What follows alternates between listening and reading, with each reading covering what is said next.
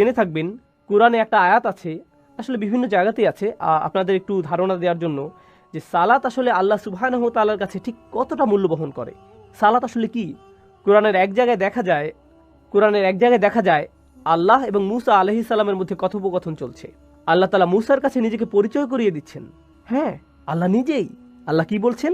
ইন্নানি আনাল্লাহ, কোনো সন্দেহ নেই আমি আল্লাহ, ফাবুদনি, আমার ইবাদত করো, আমারই দাসত্ব করো, ও আকিমিস সলাতা লিযিকরি, আর সালাত প্রতিষ্ঠা করো যাতে আমার কথা স্মরণে থাকে। এখন একটু ভেবে দেখুন, মুসা আলাইহিস সালাম এখানে আল্লাহর সাথে কথা বলছেন। আপনার কি মনে হয় যে এখন আল্লাহকে ভুলে যাওয়া ওনার পক্ষে সম্ভব? যখন আপনি গুরুত্বপূর্ণ কারোর সাথে কথা বলেন, আপনি কখনোই ভুলবেন না, কখনোই না।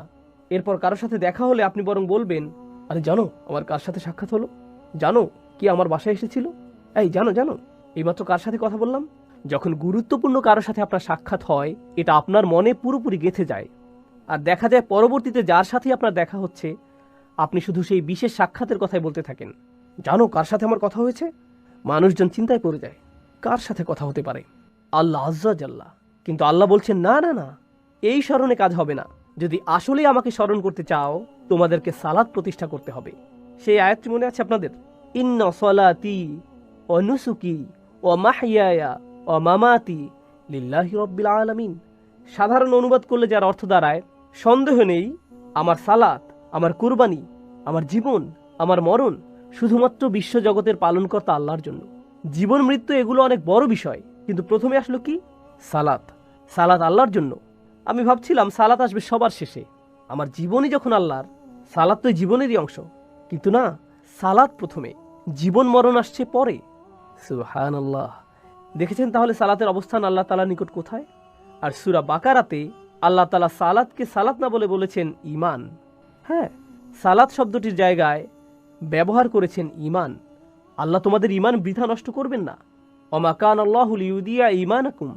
যখন কিবলা পরিবর্তিত হলো, বনী ইসরাইল এসে বলল, আহা, তোমাদের আগের সব নামাজ তাহলে বৃথা গেল। আল্লাহ বললেন, আল্লাহ কখনোই তোমাদের ঈমান বৃথা যেতে দিবেন না। এখানে কি নিয়ে আল্লাহ কথা বলছিলেন? সালাত। তাহলে যদি এটি আল্লাহর সাথে সম্পর্কিত হয়, আল্লাহর কাছে ঈমান আর সালাতের মধ্যে কোনো পার্থক্য নেই, কোনো পার্থক্য নেই। আর হ্যাঁ, ঈমান আসলে কিসের প্রতীক? ঈমান কোথায় থাকে? এটার জায়গা কোথায়? এটা কি আমাদের চোখে, হাতে, কানে, জিহ্বা কিংবা মনে থাকে? কোথায় থাকে ঈমান? আমাদের হৃদয়ে। একইভাবে আমাদের সালাতও হৃদয়েই। আর এই অপরাধীদেরও আছে সালাত, কিন্তু সেটা উপস্থিত নেই কোথায়? তাদের হৃদয়ে। এজন্যই বলা হচ্ছে গফলাতুন, সাহুন, অমনোযোগিতা, অবহেলা করা, পাত্তা না দেয়া, আবার কিছুই যায় আসে না এমন আচরণ।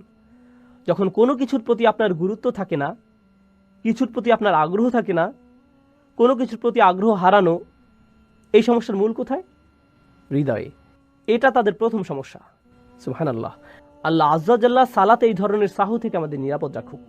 আচ্ছা, এখন এটা নিয়ে কথা বলার পর আল্লাহ আজ্জা জাল্লা আরো বড় অপরাধের উল্লেখ করেছেন, আল্লাযীনা হুম ইরাউন। এই আয়াত নিয়ে আলোচনার আগে একটু বলতে চাই, ইমাম আশ-শাওকানী রাহিমাহুল্লাহর একটি উক্তি। এটা প্রথম যখন পড়েছিলাম আমার খারাপ লাগছিল আসলেই। উক্তিটি হচ্ছে, আপনি যদি কখনো নামাজ পড়েন আবার কখনো নামাজ না পড়েন, তাহলে আপনি এই সাহিনদের অন্তর্ভুক্ত। আপনি নামাজের পূর্ব প্রস্তুতিমূলক কাজগুলোকে গুরুত্ব দেন না, আপনিও সাহুনের মধ্যে পড়েন। আপনি নামাজ পড়েন পাখির মতন, যেভাবে ঠুকরে ঠুকরে নুরি চঞ্চুতে নেয়। রাসূল সাল্লাল্লাহু আলাইহি সাল্লাম এভাবে সিজদার কথা উল্লেখ করেছেন। কিছু লোককে সিজদা করতে দেখে তারা ঠাস করে মাথা নোয়াতো, আবার দ্রুত মাথা তুলে ফেলতো, আর তারা নামাজ ওয়াক্তের একেবারে শেষ মুহূর্তের জন্য অপেক্ষা করত। এটাও সাহুয়ার মধ্যে পড়ে। নামাজের ছোট বড় প্রতিটা অংশে অবহেলা। রুকুর জন্য এখনো পুরোপুরি মাথা নোয়ানোই হয়নি, সোজা হওয়ার সময় হয়ে গেছে। রুকু যদি একটু লম্বা সময় ধরে চলে, আপনার মনের মধ্যে কেমন একটা কষ্ট অনুভূত হয়, হঠাৎ আপনার ব্লাড প্রেশার বেড়ে যায়। তাই তাৎক্ষণিকভাবে অর্ধেক যাওয়ার আগেই আবার সোজা অবস্থানে ফিরে আসতে হয়। সিজদায় কপাল ছোঁয়ানোর পূর্বেই দ্রুত আগের সোজা পজিশনে ফিরে আসা হয়। এটাকে ইংরেজিতে মজা করে বলা হয় হিট অ্যান্ড রান। ধুম ধুম ধুম, আর নামাজ শেষ, যত তাড়াতাড়ি শেষ করা যায়। ব্যাপারটা এরকম আর কি। নামাজ অনেকটা বাধার মতো আপনার প্রতিদিনকার রুটিনে। অনেক জরুরি কাজ আপনাকে সম্পূর্ণ করতে হয়, নামাজটা শুধু মাঝখানে চলে আসে। আপনাকে এই নামাজের জন্যই সৃষ্টি করা হয়েছিল ভাই। আপনার জীবন মরণের উল্লেখের আগে আল্লাহ তাআলা সালাতের উল্লেখ করেছেন। সালাতের জন্যই আপনাকে বানানো হয়েছে। এটা আপনার জীবনের সবচেয়ে গুরুত্বপূর্ণ কাজ। নবী রাসূলদের প্রতি প্রথম আদেশ ছিল এটাই, আমরা মনে করি নবী রাসূল তো হচ্ছেন তারা যারা মানুষদের শুধু আল্লাহর পথে ডাকবেন। সূরাতুল মুদ্দাসসিরের থেকে আমাদের এই বুঝ, যাও মানুষদেরকে সতর্ক করো। কিন্তু সূরা মুদ্দাসসিরের আগে আসে সূরা মুজাম্মিল, আর সূরা মুজাম্মিলে প্রথমে রাসূল সাল্লাল্লাহু আলাইহি ওয়াসাল্লামকে কি করতে বলা হয়েছে? সালাত, কুমিল লাইলা ইল্লা কলিলা, আগে নামাজ পড়ে নাও, দাঁড়াও, তারপর মানুষদেরকে সতর্ক করবে। সুবহানাল্লাহ, সৃষ্টিকর্তা থেকে সে কেমন বিধান যেটা আমরা পরোয়া না করে থাকতে পারি, অবহেলা অযত্নে পার করি। আল্লাহ বলেন সে তো এমন মানুষ, নামাজ পড়লো কি না পড়লো তাতে কিছুই যায় আসে না তার। পাঞ্জাবের ভাষায় বললে গাল্লি কই নেই, অর্থাৎ কোনো ব্যাপার না, এটা আর এমন কি, সব ঠিক আছে, এত বাড়াবাড়ি করার কি আছে এগুলো নিয়ে, আর এত শুধু মাগরিবের নামাজ, আরে ঠিক আছে, এখনো সময় আছে, সময় আছে তো। আর আপনি মনে মনে এভাবে বলতে থাকেন, নিজেকে বোঝাতে থাকেন। সুবহানাল্লাহ। যাই হোক, মুসলিমদের অন্ততপক্ষে তাদের প্রতিদিনকার কাজকর্ম, স্পেশালি তাদের সামাজিক কাজকর্মগুলো নামাজকে কেন্দ্র করে সাজানো উচিত। ইন্নাস সালাতা কানাত আলাল মুমিনিনা কিতাবাম মাওকুতা। কোনো সন্দেহ নেই সালাত বিশেষভাবে মুমিনদের ক্ষেত্রে এটা তো তাই যা তাদের নির্দিষ্ট সময় জুড়ে থাকে।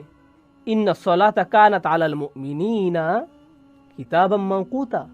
কোনো সন্দেহ নেই সালাত বিশেষভাবে মুমিনদের ক্ষেত্রে এটা তো এমনই যা তাদের নির্দিষ্ট সময় জুড়ে থাকে, এটাকে কেন্দ্র করে তাদের জীবন সাজানো হয়।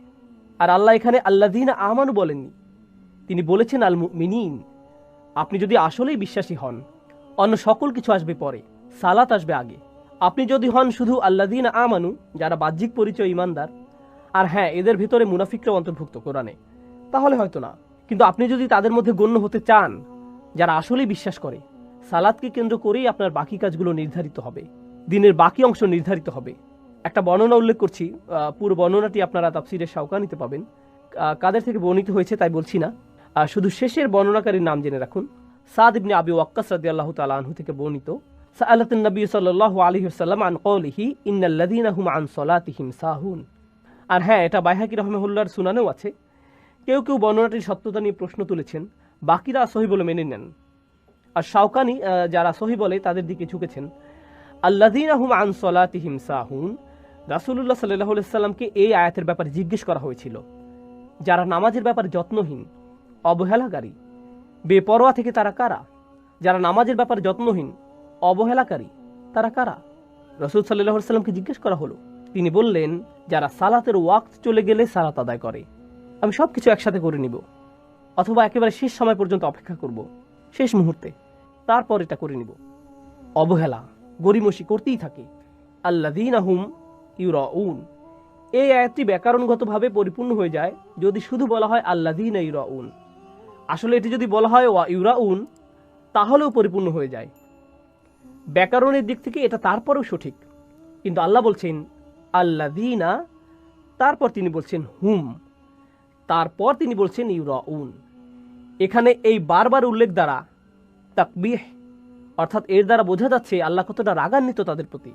তারা যে শুধু অবহেলা করছে এমন নয়, যদিও এটাই অপরাধ হিসেবে যথেষ্ট, এর সাথে অবশেষে যখন তারা নামাজ পড়ে ইচ্ছার বিপরীতে গিয়ে, মানে তাদের সেই নামাজের সময় যখন হয়, তারা কি করে? এই লোকেরা তখন লোক দেখানোর জন্য নামাজ আদায় করে। হুম ইউরাউন, হুম শব্দটার আরও একটা ব্যবহার আছে এখানে। এটা ব্যবহৃত হয়েছে ইখতিসাস প্রদর্শনের জন্য। অন্যভাবে বললে, যেসব মানুষরা নামাজে অবহেলা করে তাদের জন্য এর পরবর্তী ধাপ, অর্থাৎ লোক দেখানোর উদ্দেশ্যে নামাজ আদায় সহজ হয়ে যায়। এই মানুষরা তাদের নামাজ তখনই একটু উন্নতির দিকে যায়, নামাজের গতি একটু ধীর হয়, রুকু 90 ডিগ্রি আর একটু কাছে আসে, তখন যখন মানুষ তাদের আশেপাশে থাকে। হ্যাঁ, শুধুমাত্র তখনই। এরা হচ্ছে এমন মানুষ। কিন্তু তাদের রোগের শুরু কোথায়? প্রথমে যখন তাদের নামাজটা ছিল একেবারে ফাঁকা, তারা এই ব্যাপারে আগ্রহী ছিল না। এটা কোনো গুরুত্বপূর্ণ বিষয় নয় তাদের কাছে। এটা তো এমন বিষয় যা সহজে এড়িয়ে যাওয়া যায়, বড় কিছুই না।